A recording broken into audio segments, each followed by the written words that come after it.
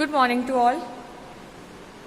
Today we will start chapter 2 of class 9th जिसका नाम है पॉलिनोमियल्स। आप लोगों ने 8th क्लास तक तो पॉलिनोमियल इतने खास नहीं पढ़े होंगे। क्या होते हैं पॉलिनोमियल्स? हमने 8th क्लास के अंदर एक चीज पढ़ी है, मोनोमियल, बाइनोमियल, ट्राइनोमियल।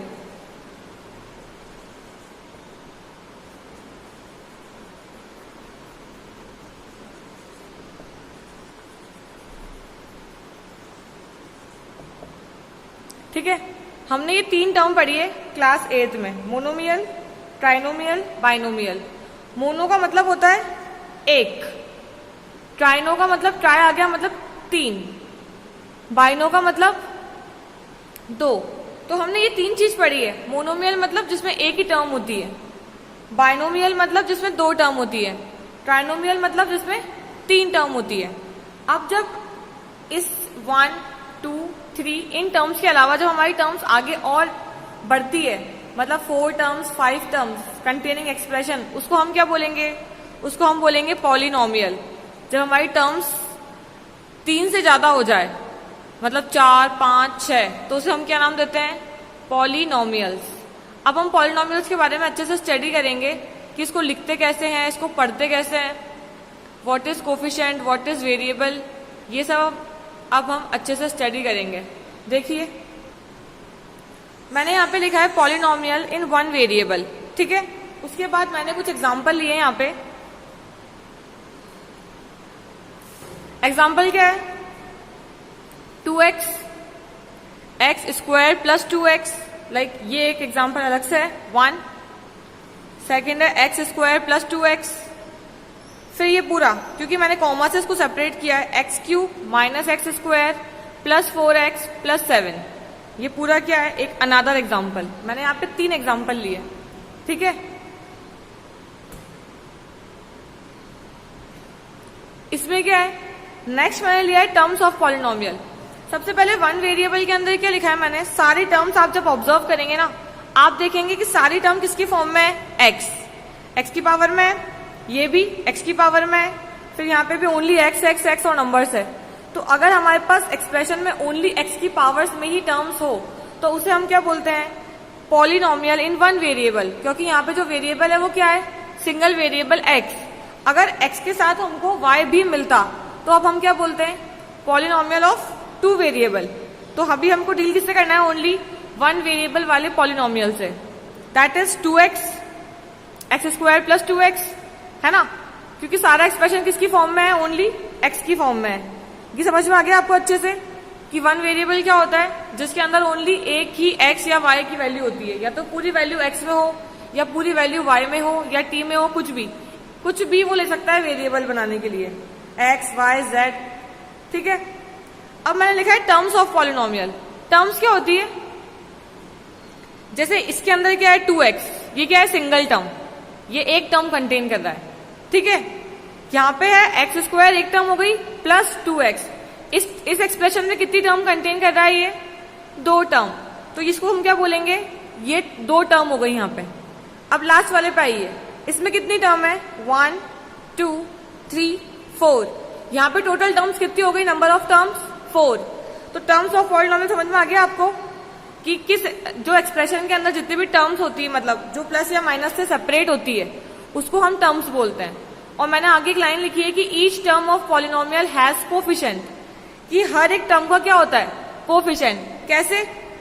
देखो, सबसे पहली टर्म है 2x, सिंगल टर्म है, इसके अंदर x का कोफिशिएंट क्या है? x क्या होता है? वेरिएबल, जिसकी वैल्यू हम बाद में कुछ भी रख सकते हैं और चेंज कर सकते हैं।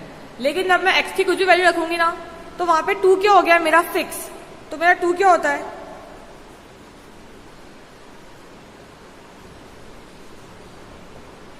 कोफिशिएंट। क्यों? क्योंकि कोफिशिएंट की वैल्यू जो होती है ना, वो फिक्स होती है, उसको हम चेंज नहीं कर सकते अपने पूरे क्वेश्चन के ड्यूरिंग। और जो वेरिएबल होता है उसकी वैल्यू को हम चेंज कर सकते हैं। कैसे? देखो,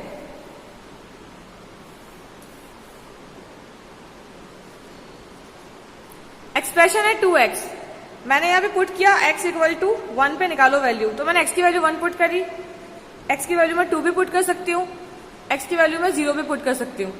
जब मैंने x की वैल्यू 1 पुट करी x की जगह 1 पुट करा तो 2 1 जा, देखो एक्सप्रेशन क्या मिला 2। फिर जब मैंने x की वैल्यू 2 पुट करी 2 2 जा 4, और जब मैंने x की वैल्यू 0 पुट करी तो 2 इंटू 0 0। तो आप देखेंगे कि वैल्यू चेंज किसकी हो रही है, x की, और फिक्स कौन है यहाँ पे 2। तो जो वैल्यू फिक्स होती है वो क्या होता है, कोफिशिएंट, और जो वैल्यू वेरी करती है वो क्या होता है, वेरिएबल। इसलिए हम इसको क्या बोलते हैं, वेरिएबल। और अब क्योंकि हमारी सारी टर्म्स एक ही वेरिएबल की फॉर्म में है, सिंगल, तो हमने इसे क्या बोला है, पॉलिनोमियल इन वन वेरिएबल। ठीक है, और मैंने लिखा है कि ईच टर्म का एक कोफिशिएंट होता है। यहाँ पे x का कोफिशिएंट क्या है, जो उसके आगे होता है 2। एक्स स्क्वायर का क्या है, कुछ भी नहीं है इसके आगे, तो हम 1 मान लेंगे।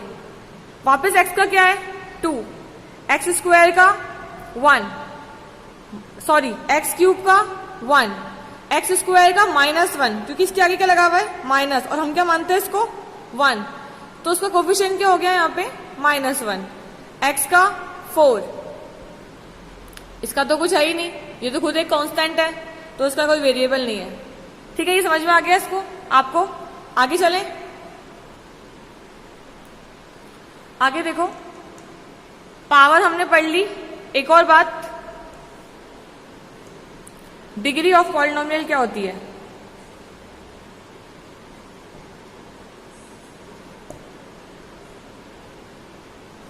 शॉर्ट में लिखा है मैंने, डिग्री ऑफ पॉलिनोमियल होती है उस एक्सप्रेशन की highest power.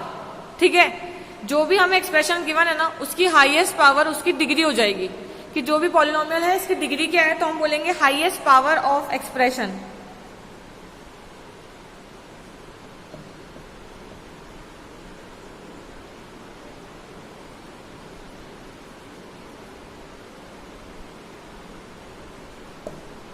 Highest power of polynomial.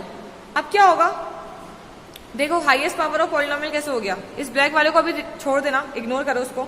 देखो मैंने लिखा है यहाँ पे x की power 4 plus 2x plus 1, 1 variable में है ये। ठीक है, टोटली x की पावर में है ये। इसकी हाईएस्ट पावर कितनी है, यहाँ पे x की पावर 1 है, यहाँ पावर ही नहीं है, यहाँ पे पावर कितनी है 4। तो ये जो एक्सप्रेशन है मेरे कितने डिग्री का हो गया, ये हो गया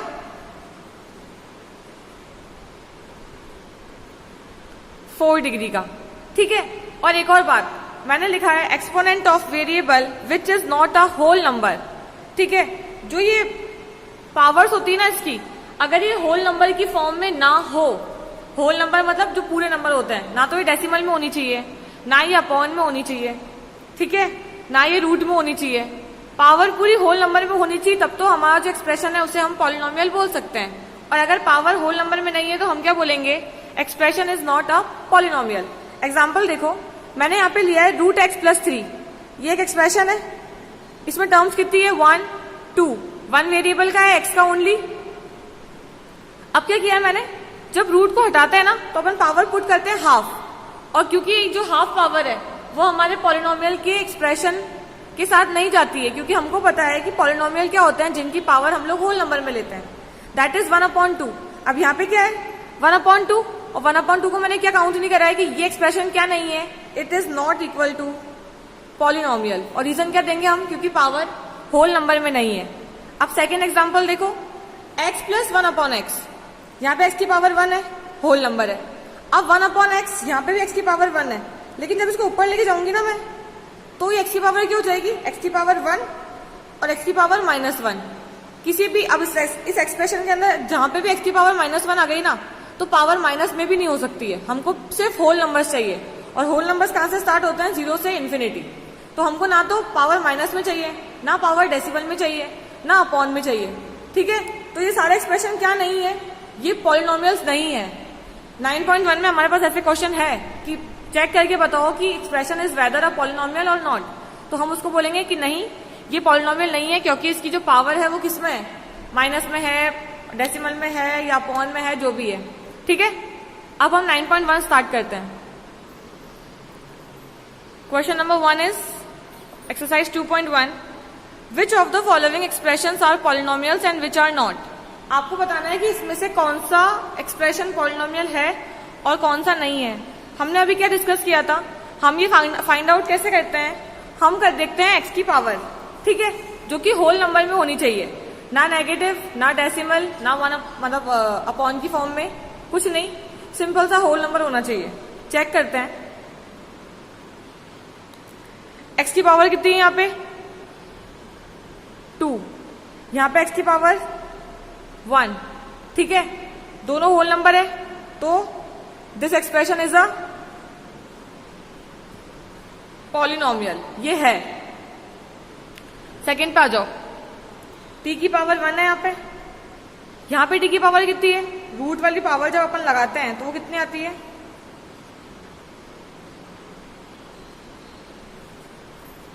अब यहाँ पे अगर एक में भी t की पावर हाफ आ गई तो 1/2 तो क्राइटेरिया ही नहीं है पॉलिनोमियल का, तो अपन क्या बोलेंगे, it is not equal to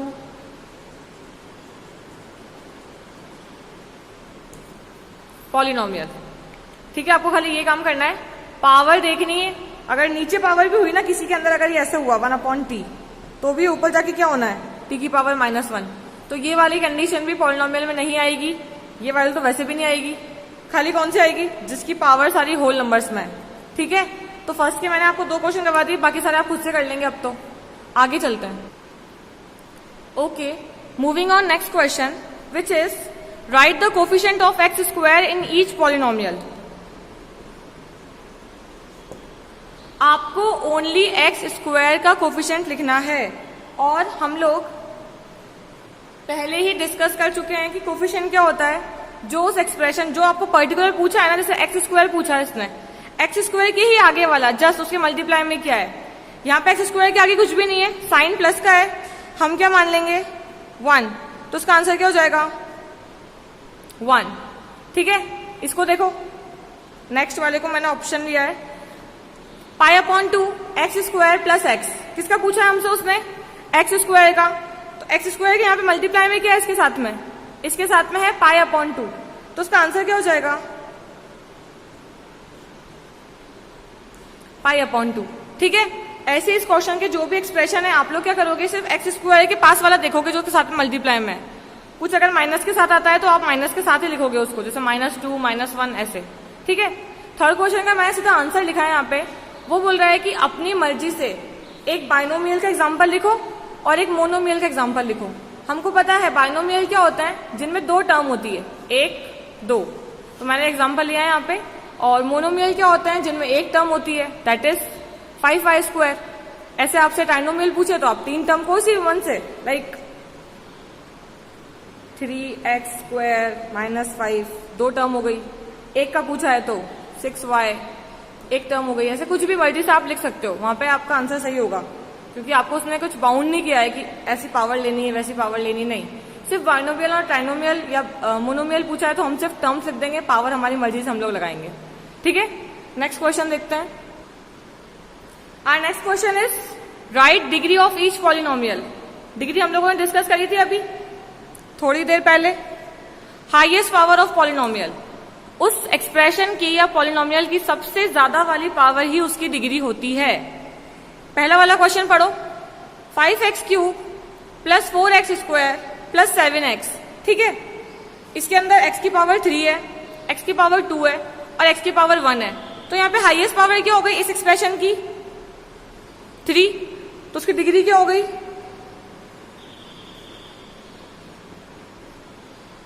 3 degree का हो गया ये।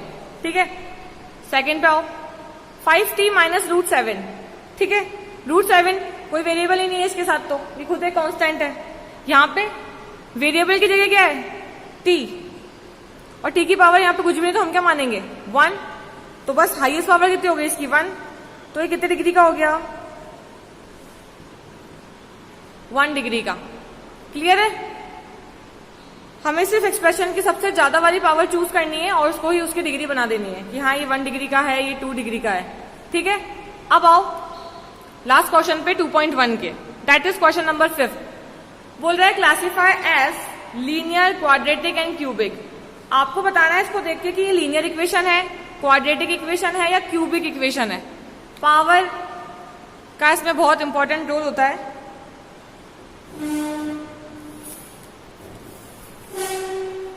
ये एग्जाम्पल मैं मन से ले रही हूं एक वाला,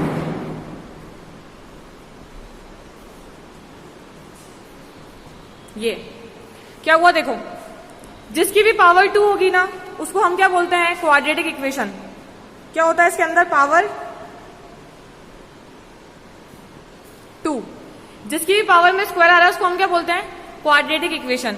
जिसकी भी पावर 3 आ रही है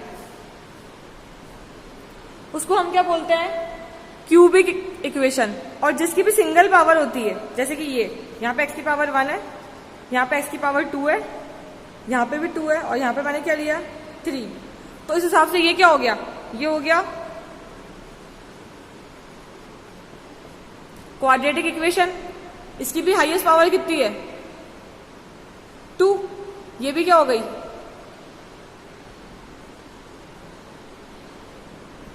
क्वाड्रेटिक इक्वेशन। इसकी पावर कितनी है, 1। ये क्या हो गई, लीनियर इक्वेशन। एंड इसकी पावर कितनी है, 3। तो ये वाली क्या हो जाएगी, क्यूबिक।